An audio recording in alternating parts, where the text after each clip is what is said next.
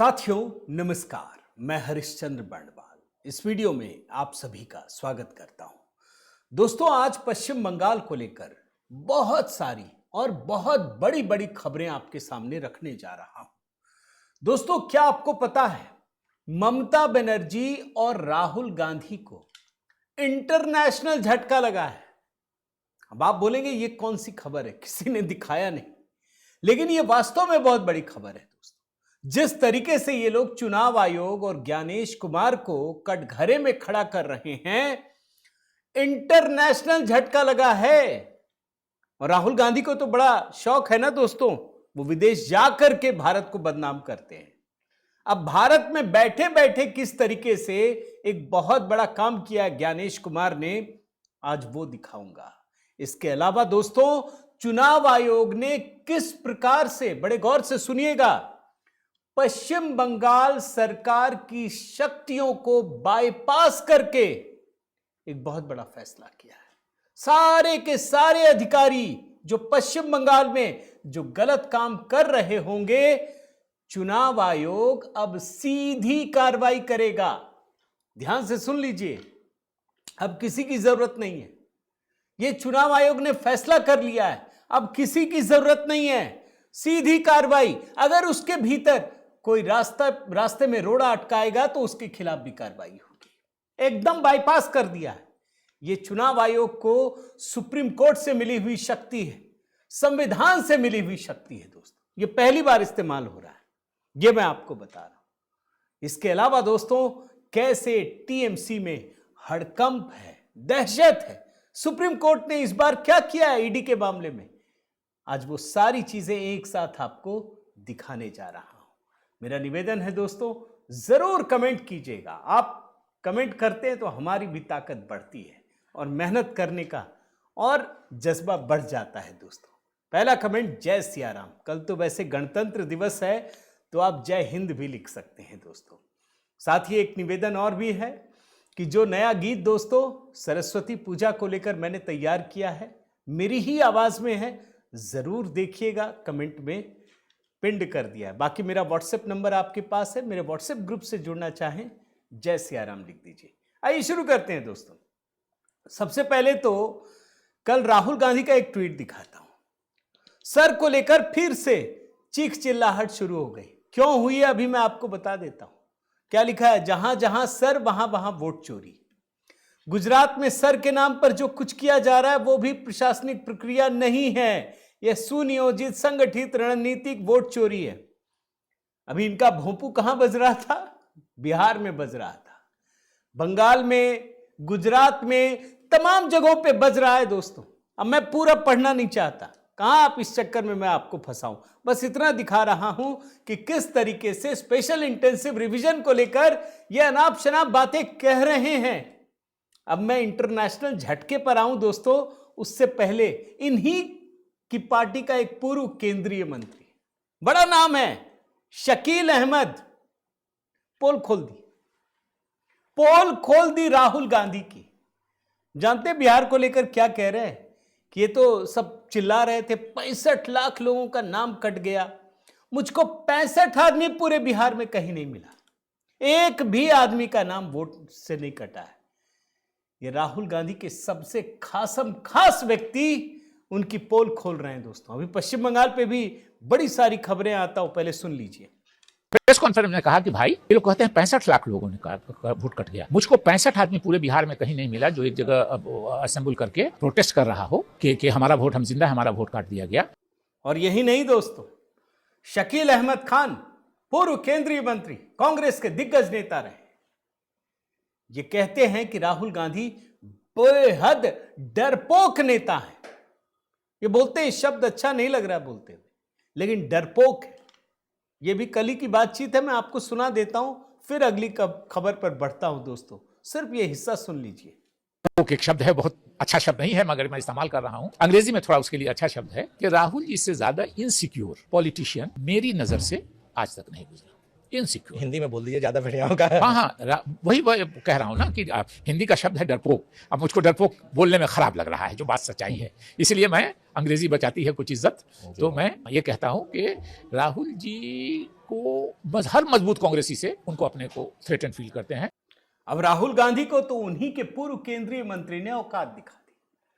Mamata Banerjee, TMC, इनके भतीजे कैसे दहशत में आ गए हैं, अब तो वो समझने की बारी है।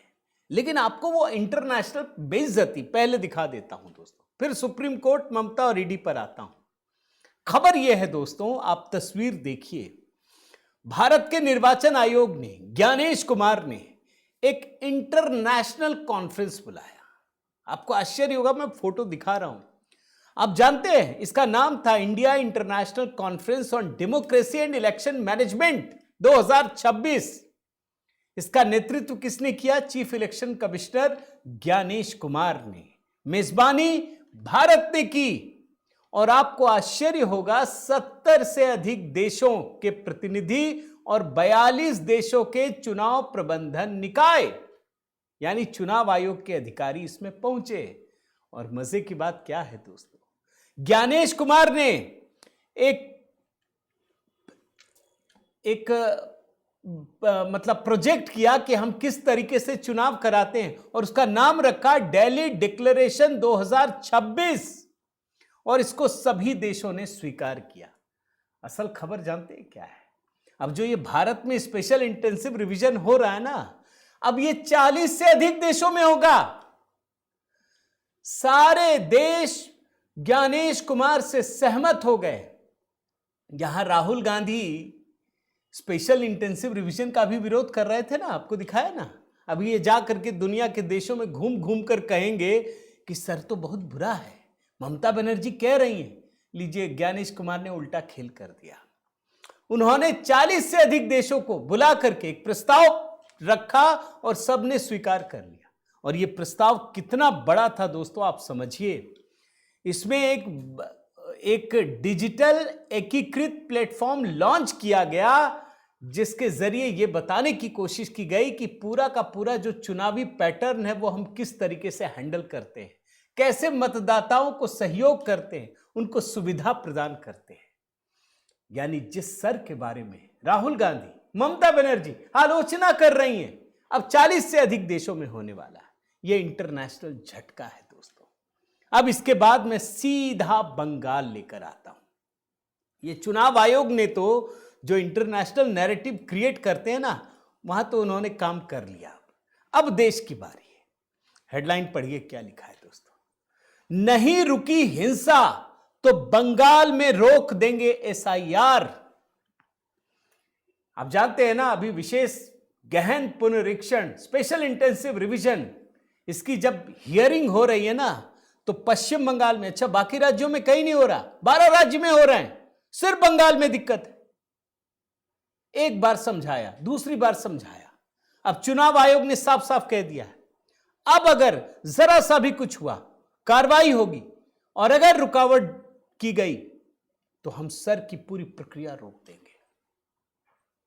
अब ये खुश होने वाली खबर नहीं है, कम से कम ममता बनर्जी के लिए तो नहीं है। ये बात आप समझ जाइए भाई। अभी फरक्का, पांडुआ, मगरा, बांकुड़ा, डोमजूर, चाकुलिया, कई जगहों पर तोड़फोड़ हुई है। अगर सर की प्रक्रिया नहीं हुई ना दोस्तों, मैं आपको आगे की बात बता देता हूं, तो चुनाव भी नहीं हो पाएगा। अगर स्पेशल इंटेंसिव रिवीजन नहीं हुआ समय पे, तो चुनाव भी नहीं हो पाएगा। ममता बनर्जी बिना कुर्सी के ही चली जाएंगी, खत्म, मुख्यमंत्री नहीं रहेंगी, फिर राष्ट्रपति शासन लगेगा। यह बहुत बड़ी खबर है दोस्तों, किसी मेन स्ट्रीम मीडिया ने नहीं दिखाया। यह चुनाव आयोग ने एकदम स्पष्ट कर दिया है कि अब अगर मेरे अधिकारियों को जरा सी भी चोट पहुंचाई गई, धमकी दी गई, हम पूरी की पूरी प्रक्रिया रोक देंगे और कोई नहीं कुछ कर पाएगा। अभी तो राष्ट्रपति शासन अगर सरकार लगा दे तो दो खतरा है, एक तो सुप्रीम कोर्ट से खारिज ना हो जाए पहला, और दूसरा वो सिंपैथी गेन करना चाहेंगे। लेकिन अगर सर की प्रक्रिया हुई ही नहीं तो अपने आप संवैधानिक संकट हो जाएगा। अगर चुनाव नहीं हुआ तो राष्ट्रपति शासन तो लगेगा ही, फिर तो केंद्र सरकार के पास और अधिकार है। 6 महीना आराम से रखेंगे, टीएमसी वालों को जरा तबीयत से समझाएंगे कि अब घर में बैठो, नहीं तो भैया कांड हो जाएगा।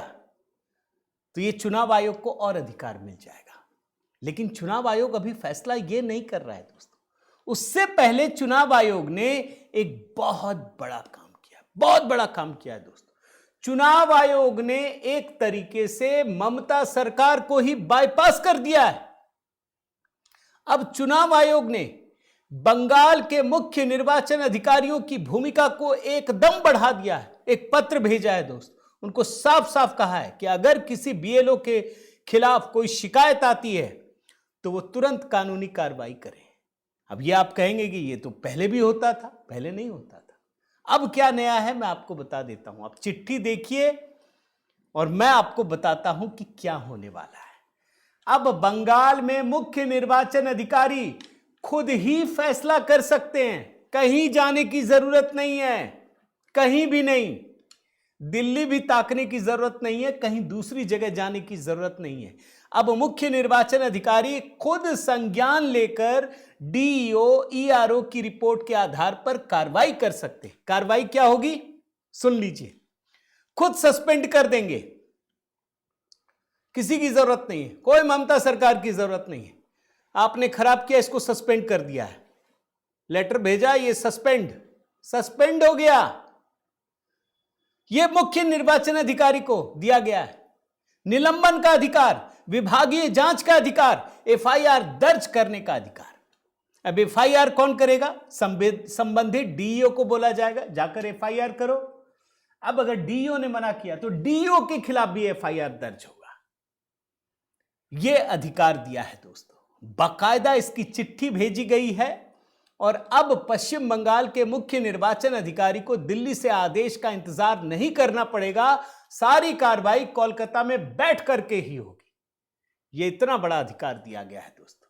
जिनको लगता है ना कि चुनाव आयोग हाथ पर हाथ धर कर बैठा है, बिल्कुल नहीं बैठा है।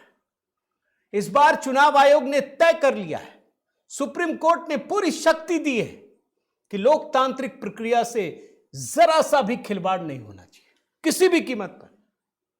इसीलिए ये लोग सुप्रीम कोर्ट के चक्कर नहीं लगा रहे हैं। ये जो पूरा गैंग है ना, अब कहीं और लगा है, कैसे खेल करें, जैसे को तैसा, नहले पे दहला। चुनाव आयोग दोस्तों पहली बार ऐसा लग रहा है कि इतनी मेहनत करता हुआ दिख रहा है ये। और जब केंद्रीय चुनाव आयोग ने बंगाल के चुनाव अधिकारी को यह निर्देश दिया तो पश्चिम बंगाल के चुनाव अधिकारी ने तुरंत इस आदेश को लिया है और पश्चिम बंगाल के हर अधिकारी को एक चिट्ठी लिखी है। सभी जिला मजिस्ट्रेट, सभी डीईओ, सबको सख्त निर्देश जारी किए गए हैं। और पश्चिम बंगाल के मुख्य चुनाव अधिकारी ने सभी डीएम, एसपी, तमाम अधिकारियों को यह कहा है कि पहली बात तो यह है कि कहीं हिंसा नहीं होनी चाहिए, लेकिन अगर हिंसा होती है तो यह आपका कर्तव्य है कि आप तुरंत कार्रवाई कीजिए। और अगर आप कार्रवाई नहीं करते हैं तो आपके खिलाफ भी कार्रवाई होगी। यानी जो जिम्मेदारी है वो हर लेयर पर तय कर दिया गया है। अब ये बैठ के सोचेंगे ना कि नहीं हमको तो ममता सरकार के पास रखना है, डरना है, तो डर नहीं सकते, या तो पद छोड़ दीजिए या जाइए। अब ये नहीं हो सकता। क्या आपको अगर चुनाव आयोग दोस्तों एक संवैधानिक संस्था है, संविधान से अधिकार मिला है, किसी की जरूरत नहीं है। आपको चिट्ठी दिखा रहा हूं, आप देखिए, सभी जिला मजिस्ट्रेट, जिला निर्वाचन अधिकारी, डीईओ, सबको सख्त निर्देश जारी किए गए। और इसके ऊपर क्या है वो मैंने आपको बताया कि अब अगर यहां रुकावट आई तो सर की पूरी प्रक्रिया ही रुक जाएगी। ये माए बाप करते हुए भागेंगे फिर सुप्रीम कोर्ट। और सुप्रीम कोर्ट भी जिस तरीके से दोस्तों आदेश दिया गया है, ये बहुत बड़ी खबर है। अब सवाल यह है कि यह आदेश क्यों दिया गया। अब मैं आपको बताता हूं। चुनाव आयोग ने निर्देश दिया था, मुर्शिदाबाद जिला प्रशासन ने फरक्का के टीएमसी विधायक हैं मनीउल इस्लाम, उनके खिलाफ बीडीओ कार्यालय में तोड़फोड़, आयोग के खिलाफ अभद्र भाषा के मामले में कहा था कार्रवाई कीजिए, एफआईआर दर्ज नहीं हुई। अब चुनाव आयोग को जरूरत नहीं है, बोलेंगे डीईओ को कार्रवाई कीजिए, नहीं किया, अब इनके खिलाफ एक्शन होगा। और आप जानते हैं ना, एक बार एफआईआर अगर दर्ज हो गई ना तो एफआईआर खत्म करनी पड़ती, ऐसे ही रद्द नहीं होती। और मैं आपको यह भी बता चुका हूं दोस्तों, याद रखिए कि चुनाव आयोग ने साफ कर दिया है कि अगर मेरे निर्देश पर आप एफआईआर दर्ज करते हैं या मैं सस्पेंड करता हूं तो आप उसको रिवोक नहीं कर सकते। आप उसको तब तक नहीं हटा सकते जब तक चुनाव आयोग से कंसल्ट नहीं करेंगे। ये परमानेंट नौकरी है, वो टेम्पररी वाली नहीं है नौकरी कि बस बन गए। चुनाव आयोग 5 साल काम करता है, चुनाव के बाद भी काम करता है।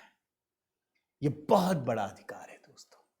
और चुनाव आयोग यही नहीं रुका। और आपको एक बात बताता हूं, एक पत्रकार की रिपोर्ट ट्वीट दिखा रहा हूं। 294 माइक्रो ऑब्जर्वर्स बंगाल भेजे जा रहे हैं, मैंने भेज दिए गए, अराइव्ड। कहां से? ये पश्चिम बंगाल के नहीं है, ये ऑब्जर्वर हैं ओडिशा, झारखंड, बिहार से हैं। ये सोमवार से काम शुरू कर रहे हैं। अब जरा इनके साथ कुछ कीजिए, और बड़ा मामला बनेगा। और इसका फैसला पहले ही हो गया था दोस्तों कि चुनाव आयोग अब बंगाल के लिए दूसरे राज्यों से माइक्रो ऑब्जर्वर्स भेजेगा। ये लोग तो वैसे भी बोल रहे थे ना कि बड़े दबाव में, कोई बात नहीं, हम दूसरे राज्यों से भेजेंगे। इन लोगों के लिए ठीक ठाक पैसे सुनिश्चित किए गए हैं। 30,000 रुपए, आप काम कीजिए। और ये कितने दिन का काम है दोस्तों? काम कीजिए और घर जाइए, जो सैलरी है वो तो मिलेगी ही मिलेगी। यानी इंसेंटिव भी है, अधिकार भी है, रेस्पॉन्सिबिलिटी भी है निश्चित रूप से। तो ये बहुत बड़ी खबर है दोस्तों। अब चुनाव आयोग इतना सक्रिय हो जाए, सुप्रीम कोर्ट का आदेश भी हो, तो क्या हाल होगा टीएमसी का? सोचिए, टीएमसी दहशत में है। मैं पढ़ रहा था दोस्तों, CNN न्यूज 18 की पत्रकार हैं ये कामालिका सेनगुप्ता। क्या लिखा है? Abhishek Banerjee in party internal meeting, I saw many war room not functional. If you are given any responsibility, you think you won't work, we won't work, whether MLA, MP among others. If you don't do your duty, party won't stand by you. Abhishek Banerjee की दहशत आपको इस tweet में दिखेगी। वो कह रहे हैं अपने नेताओं से कि मैं देख रहा हूं कि पश्चिम बंगाल में बहुत सारे वॉर रूम जो हैं पॉलिटिकल होते हैं, फंक्शनल नहीं है। काम कीजिए, काम नहीं करेंगे तो चलेगा नहीं। आज आप पार्टी के साथ नहीं होंगे तो पार्टी आपके साथ नहीं खड़ी होगी। ओवर कॉन्फिडेंस नहीं चलेगा। There is no place of over confidence. और ये सारी चीजें, धीरे चलो, ये नहीं चलना है। इन्हीं का एक और ट्वीट दिखाता हूं, देखिए। अब चुनाव आयोग जो कार्रवाई कर रहा है ना, डर और दहशत कितना होता है वो दिखा रहा हूं। एक डेलीगेशन चुनाव आयोग के पास जाने वाला है। चुनाव आयोग के खिलाफ पूरे राज्य में फिर से प्रदर्शन करने का प्लान बन रहा है। और इतना ही नहीं, ममता बनर्जी की एक खबर दिखाता हूं। ममता बनर्जी अब विलाप कर रही हैं। वो कह रही हैं कि बंगाल में सर की वजह से रोज 4 आत्महत्याएं हो रही हैं। चुनाव आयोग ने खारिज कर दिया है, कुछ नहीं हो रहा है, इसकी वजह से नहीं हो रहा है। जो गलत है उसको तो बाहर निकलना ही पड़ेगा। मैं सिर्फ आपको दिखा रहा हूं दोस्तों कि चुनाव आयोग जो कार्रवाई कर रहा है उसका असर कितना व्यापक है। पार्टी में असर है, मंत्रियों में असर है, ममता बनर्जी में असर है। और तो और जो ये लेफ्ट लिबरल गैंग है और इंटरनेशनल लेवल पे जैसे अमर्त्य सेन, इनको मुसलमानों की चिंता हो रही है, बड़ा चिंता कर रहे हैं। कई बार अल्पसंख्यकों को अपने बुनियादी अधिकारों, खासकर मतदान अधिकारों को लेकर अतिरिक्त परेशानियों का सामना करना पड़ता है। क्यों अमर्त्य सेन जी? क्या भारत में वोटरों का शुद्धिकरण नहीं होना चाहिए?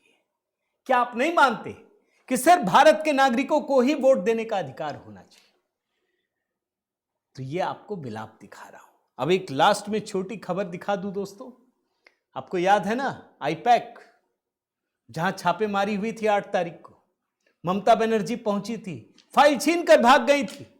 उस आईपैक के एक अधिकारी हैं जितेंद्र मेहता, उनके मोबाइल फोन को ईडी ने जब्त कर लिया था। ये जनाब सुप्रीम कोर्ट पहुंच गए, बोले हमारी प्राइवेसी जो है उसको भंग की जा रही है, ईडी को आदेश दीजिए कि हमारे मोबाइल फोन को ना देखे। आर्टिकल 21 के तहत हमें निजता का अधिकार है। जस्टिस कौन थे? Chief justice of India Suryakant, justice Joy Mallya Bagchi और जस्टिस विपुल पंचोली, 3 लोगों की बेंच थी। आप जानते हैं कोर्ट ने क्या कहा? कोर्ट ने याचिका खारिज कर दी और सुप्रीम कोर्ट ने साफ साफ कहा कि आपके फोन को देखने की पूरी अनुमति है। जो इनके जो एडवोकेट हैं सुंदरम, उनकी दलीलों को देखते हुए मुख्य न्यायाधीश सुप्रीम कोर्ट ने उनसे पूछा कि आप इतना डर क्यों रहे हैं। सुप्रीम कोर्ट में जब मौलिक अधिकारों की बात कही गई तो सुप्रीम कोर्ट ने कहा कि हम जानते हैं एक निर्दोष व्यक्ति की रक्षा कैसे की जा सकती है।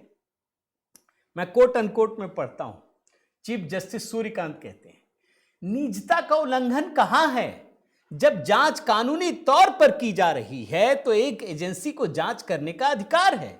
वे आपके मोबाइल से यह पता क्यों नहीं लगा सकते कि जानकारी क्या है, सिवाय इसके कि उस मोबाइल में कुछ जानकारी हो जिसका आपसे जुड़े कथित अपराध से कोई लेना देना नहीं है।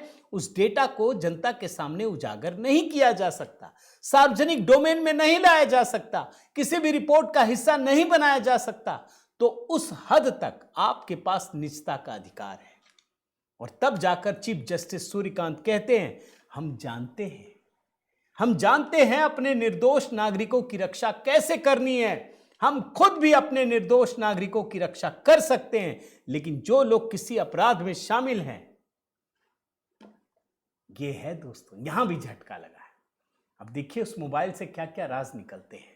लेकिन मैं मानता हूं दोस्तों, मैं फिर कहता हूं आपको कि पश्चिम बंगाल में चुनाव आयोग, सुप्रीम कोर्ट या जितनी भी संस्थाएं हैं, संवैधानिक संस्थाएं, कानूनी संस्थाएं, वो सब इसलिए काम कर रही हैं, उनको इस बात की चिंता है कि पिछली बार जिस तरीके से विधानसभा चुनाव के पहले और विधानसभा चुनाव के बाद अराजकता की स्थिति पैदा कर दी गई थी, इस बार नहीं होने देना है, किसी भी कीमत पे नहीं होने देना है।